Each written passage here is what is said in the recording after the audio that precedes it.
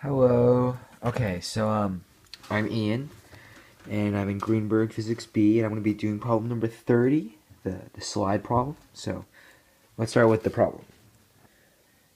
A bead of mass m equals 5 kilograms is released from point A and slides on the frictionless traction figure P 530. Determine A, the bead speed at points B and C, and the net work done by the force of gravity in moving the bead from A to C.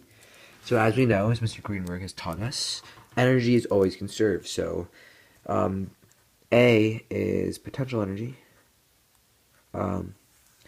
B would be potential energy plus kinetic energy.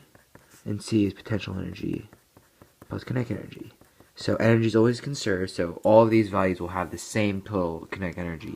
So let's find A, the total energy first. So potential energy of A equals mgh, which equals 5 kilograms, 9.8 meters per second squared, and it's 5 meters.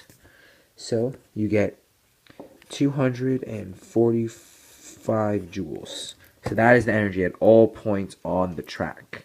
So to find the speed, we'll use the kinetic energy formula through like finding the joules and stuff. So, I mean, just follow along. So, potential energy A equals potential energy plus kinetic energy.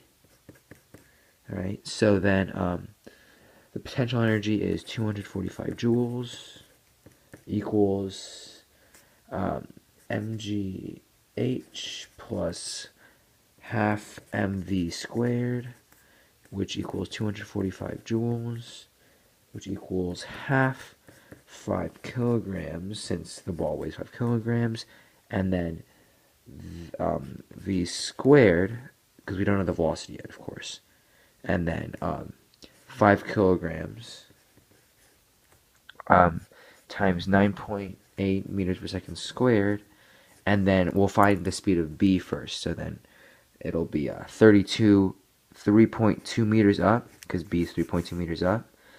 And then you reduce that down, so plug that into your calculator and such.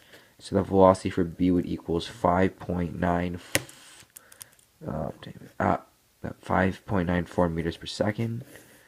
So then after that, you could just plug in the height for C.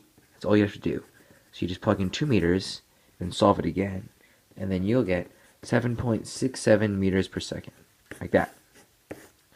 The next part of the equation is the net work done by the force of gravity in moving the bead from A to C.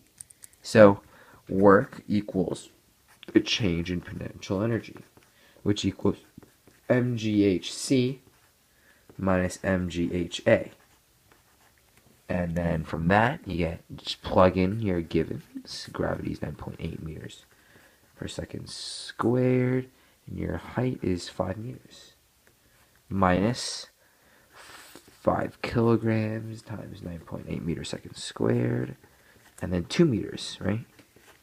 So then we calculate that down, and the work done is 147 joules. And that is how you do it in sub 4 minutes. Good luck, physics students.